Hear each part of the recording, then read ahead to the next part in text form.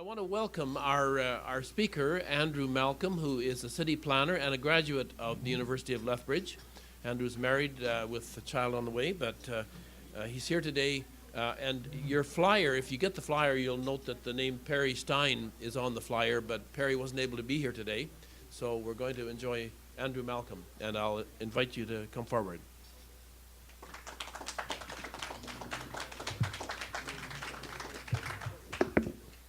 Perfect. Thanks for that warm introduction, and thank you everybody for braving the cold today to come and hear my presentation on the 100K conversations. So the big thing is, did you know that Lethbridge is nearing 100,000 residents? It's a pretty significant milestone, and I think a lot of people in our community, before we started kind of bringing this up, didn't realize how fast we had grown and where we currently were. So I think our current population is about just under 97,000, and our forecast would bring us to reaching this milestone in midway point of 2018. So it's just around the corner. And of course, in planning, we want to obviously look into the future as well. So you'll notice with the 100K plus branding, the 100K itself is only one component. The plus sign is really the component that we really want to focus on. Understanding that in planning we look long range, and so we're really starting to have the conversations about what the next 10, 20, 30 years and the next 10, 20, 30,000 people means for our city. So again, this milestone really offers a unique moment to reflect on how we grow as a city, how we protect the environment, and how we celebrate our past and plan for our future. Again, that next 10, 20, 30 years.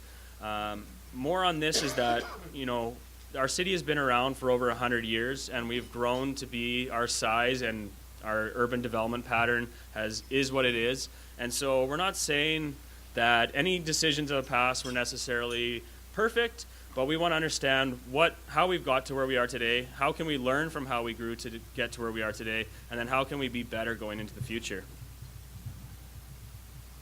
The 100K plus conversations is a tool to have these thoughtful discussions that will help us understand what are growing needs of our diverse community. Understanding that as a community gets bigger, it brings a whole new suite of challenges.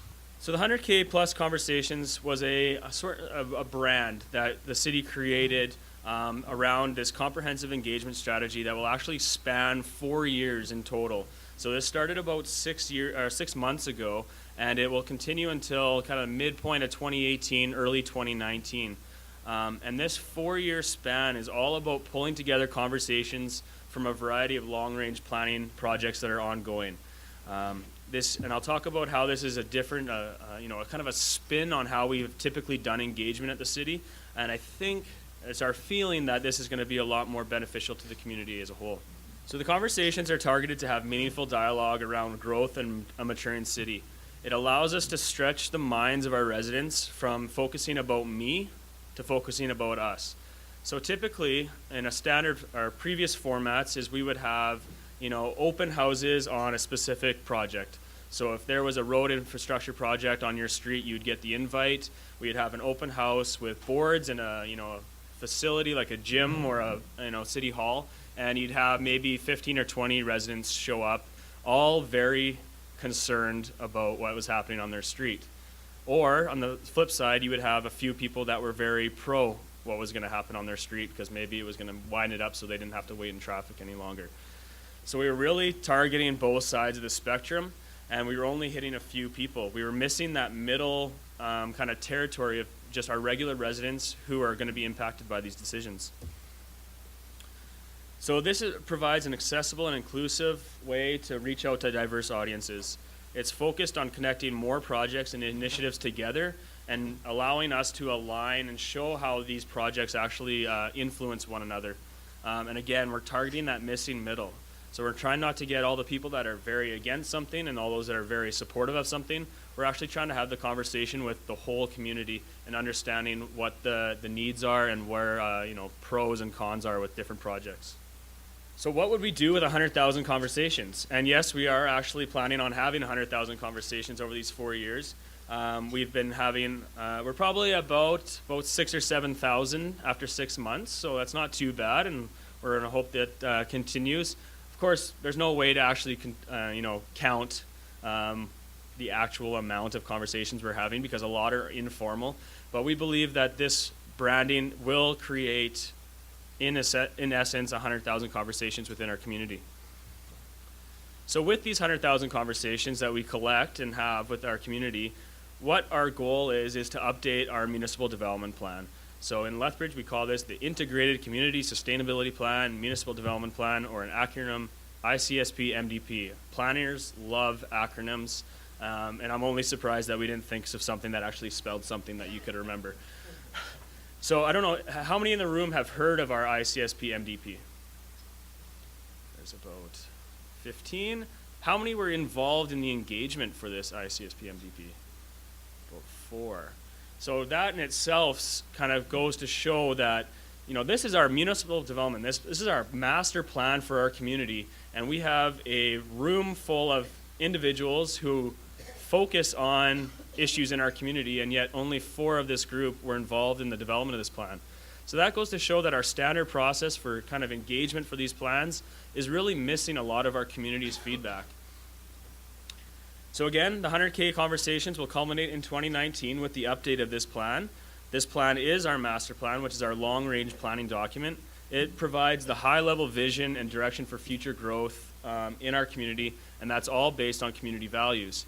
Again, in our standard approach, we have a limited amount of our community that have provided feedback, but that is what we've captured as our community values. We're hoping that through 100K, 100,000 conversations, we will actually capture the community's kind of vision for our community in a better, more holistic way. So just going to step out from that process and just talk a little bit about how long-range planning actually works in the city. So this is our hierarchy of plans. This is what a planner kind of goes through on a day-to-day basis and kind of guides the work we do. It is a lot of acronyms, there's a lot of writing plans that we have to make sure all fall in. So at the very top, we have the land use framework, which is a provincial vision for the entire province. It essentially splits the province into 7 regions when it discusses about the kind of the outcomes for our province. It establishes the Alberta Land Stewardship Act, which is the kind of the governing body for the province in planning. And then again, it mentions about these regional plans. So it identified 7 regional plans, and they've started developing these regional plans. And actually, the South Saskatchewan Regional Plan was passed in 2014, and that is the regional plan for our area. It is based on the Old Man Watershed region, the South Saskatchewan watershed, and it stretches essentially from just north of Airdrie all the way down to the U.S.-Montana border, and then from east to west from BC to Saskatchewan. So it's a very large area. And this is a new planning document that is in place that informs how we plan within the city. Then we have the Municipal Government Act, which kind of sets out it's the provincial tool that sets out the way that cities can handle planning matters. And then we get into the blue are really what we do as a city. We have our intermunicipal development plan, which is all the long-range planning between the city of Lethbridge and the county of Lethbridge. We actually just updated this document, and it was passed by both councils earlier this year. So if you're interested in what may be happening in the fringe areas of the city, that's an interesting document to read. Then we have our municipal development plan, which I just mentioned. So this is our vision for our city. And then everything underneath that vision has to be in alignment. So any of the goals or policies and vision that we establish in our municipal development plan will guide everything else we do, whether that's area structure plans, which are new neighborhood growth, area redevelopment plans, which are plans for existing neighborhoods and how they will redevelop, all the way down to the outcomes, which is where a lot of people focus their attention. These are the facilities, the new ATB center. This is infrastructure, new Whoop Up Drive improvements. This is programming, whether it's affordable housing. All of these things are what people focus on. These are the outcomes, but they are in alignment with all of these other plans that we have to do. A lot of this planning happens 10 or 20 years in advance. So it's really hard to have the conversation with the public when they're focused on that bottom rung of the hierarchy about the things that we need to put in place in advance to make sure that they happen. And that's why we focused on the 100K branding and the 100K initiative to really bring these conversations to people in a way that they could understand. So I mentioned how this is kind of a new process for us. The old process being that we would, the year before updating the municipal development plan, we would send out invites to the community asking you to show up to City Hall and provide your feedback. And we would get it at maybe 100 to 200 people come out, 100 and 200 people out of 100,000 showing up to give the community vision and set that vision. Whereas the new process, we are reaching out to people at events like this. We're asking people to go and have conversations with people in their, in their homes and provide the feedback to us, as well as we're at a number of other events. And so we're reaching out, and over 4 years, we're hoping to have the representation from the entire community that goes into this plan. We believe this new process will help us better reflect our community. And again, we're having the conversations at the outcome level and having the information flow up to that municipal development plan update. So where will you see these 100K conversations? So again, within long-range planning, so we're working currently on a South Saskatchewan Regional Plan Compliance Initiative. So I mentioned that new regional plan is in place, and now the city is undertaking a project to see what it actually means for us as a city. We have area structure plans that are underway. We have the southeast corner of the city is at a planning stage, and the far north areas north of Legacy Ridge are under an area structure plan right now. So this is all about new growth. We have area redevelopment plans that are underway. We have the London Road neighborhood plan, which should be approved in the new year. Westminster in the north side is just starting their process. We have master plans. So this is a lot of the open houses you would have seen over the past year. We have the River Valley master plan, which is just nearing completion. We have cycling master plan, transit master plan, Galt Gardens master plan. So at all of these events and all of these projects, we're having conversations that we can pull out information to go to this municipal development plan update. We also have a lot of new facilities in our community. We have Henderson Pool upgrade, we have the ATV Center on the west side, and we just got provincial funding for a new transit hub in our downtown. So these are all projects that are really all about growth in Lethbridge. And so at these projects, at these open facility openings, we want to have the conversations about growth. And then, of course, infrastructure improvements. So we have Whoop Up Drive, Scenic Drive North, interchange projects, all upgrading our transportation network and the underground infrastructure, which is important for growth again. And if the pictures, you may have seen the Let's Talk transit bus driving around. So it's using the 100K branding around how do we talk about the transit system in the future.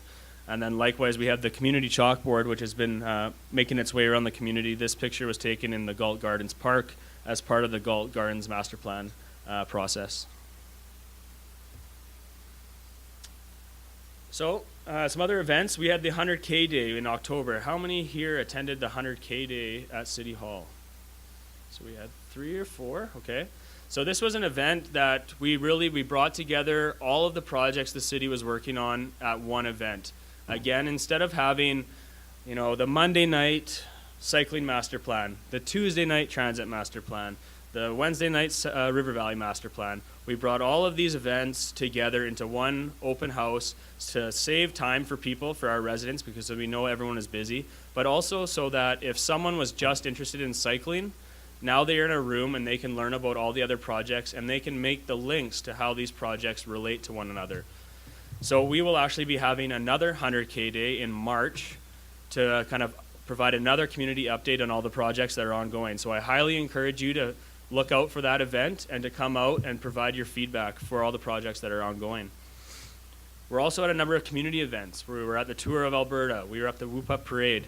We're going to be at the Home and Garden Show in March as well. And there's a new event coming to town in May called Sustainable, which is essentially a mini Whoop Up Days, but it's all sustainability based, which will be really interesting to see.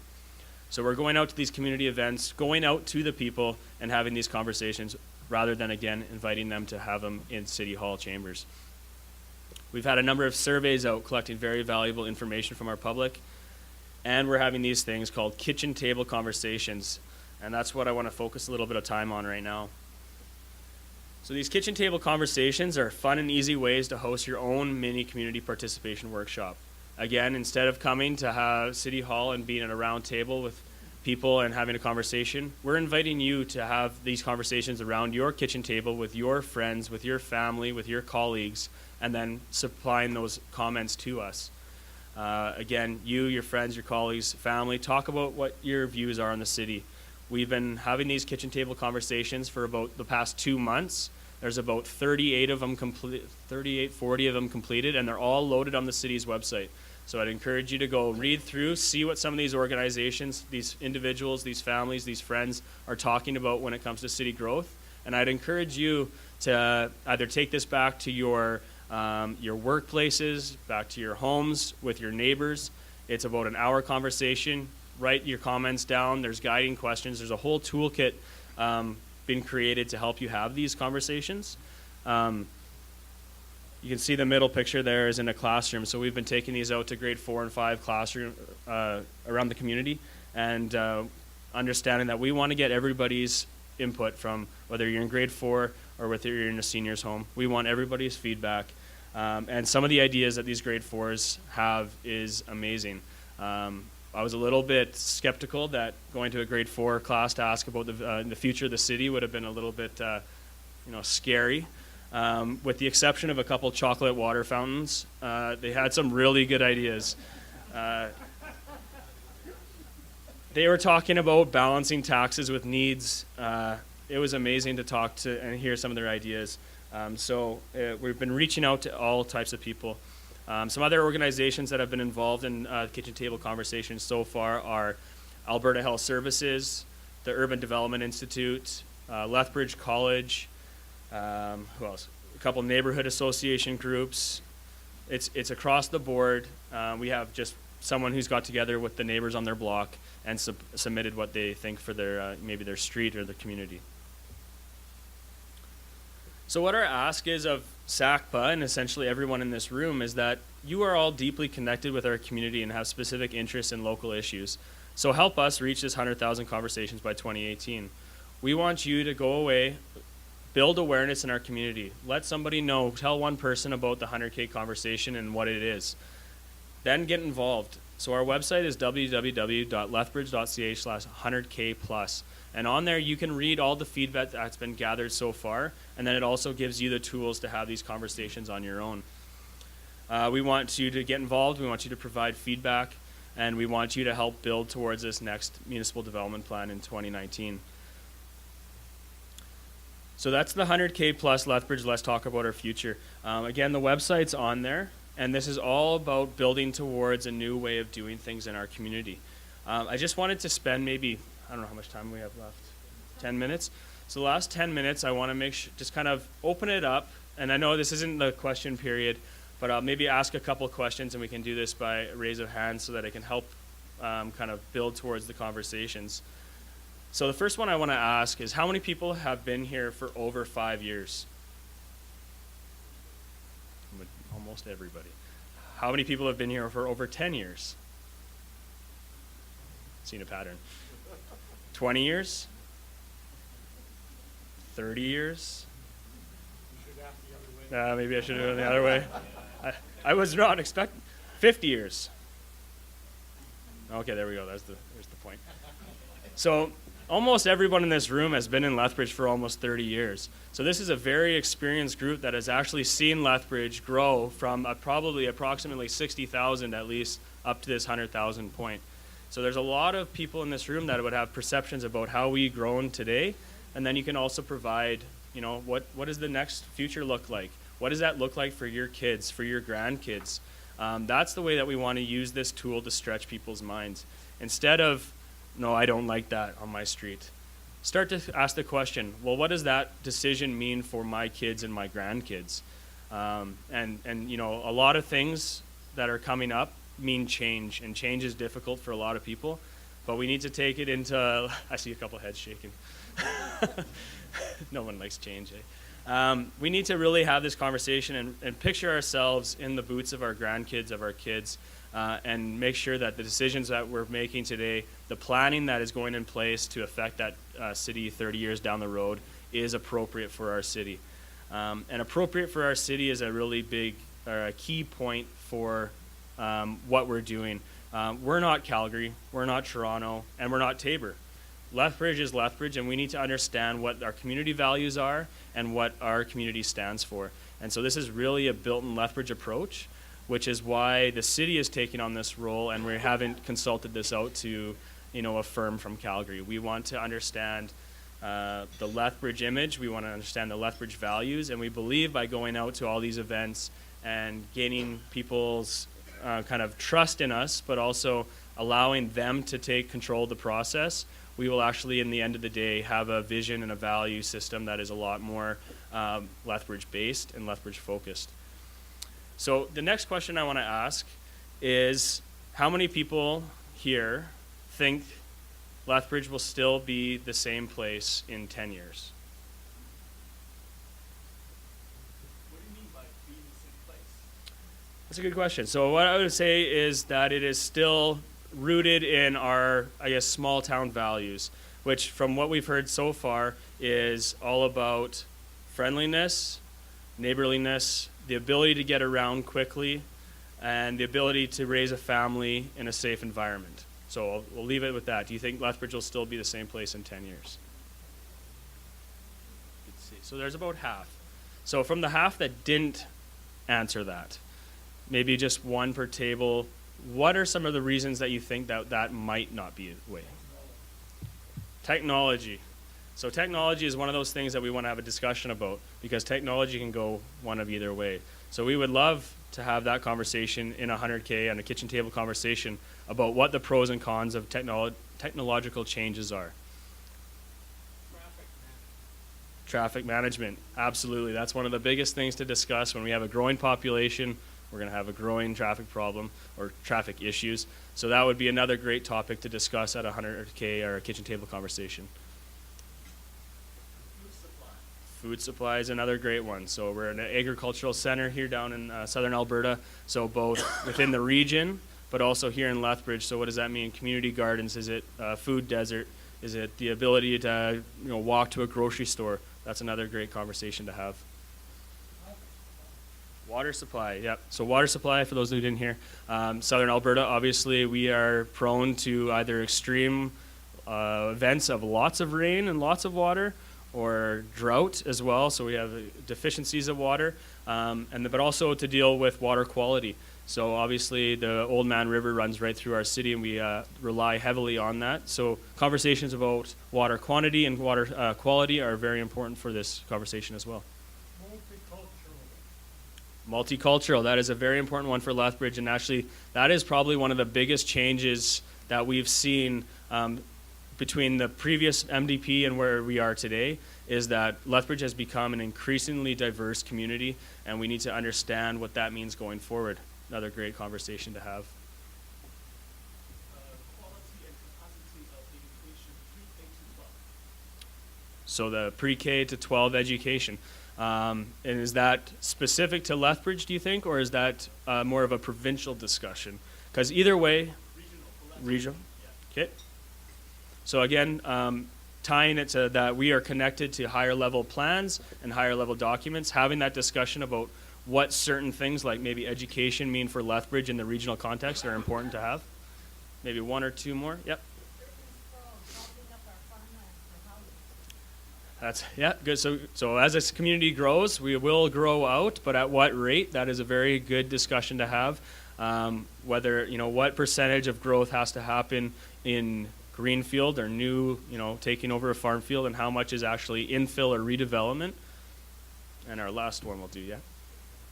Oh, that's my warning. First Nations relationships. Absolutely. So First Nation relationships, and actually this is a perfect one to end on, in that is probably the number one biggest change in our next municipal development plan. So with the United Nations Declaration and some of the reconciliation work that's going on, the City of Lethbridge has really stepped up the work that we were doing with our First Nations. So within that South Saskatchewan Regional Plan discussion, we're currently having a lot of conversations with our First Nations on how us as a city can be more kind of accepting and inclusive to our Indigenous neighbors and our Indigenous past. So that is a great point to bring up, and a great way to kind of end that little discussion. So as you can see, there are many topics that are of interest to people in our community of the past and in the future. So I encourage you all to be involved in this conversation, It's really important as a city to have these conversations. Again, we focus a lot on the outcomes, but we really need to take the steps up the ladder and focus about the planning that will lead to the 10, 20, 30 years down the road. So I, again, encourage you to be involved. If you have any questions, come see me afterwards or provide your questions in the open mic. I'd be happy to answer any that you have. So thank you very much.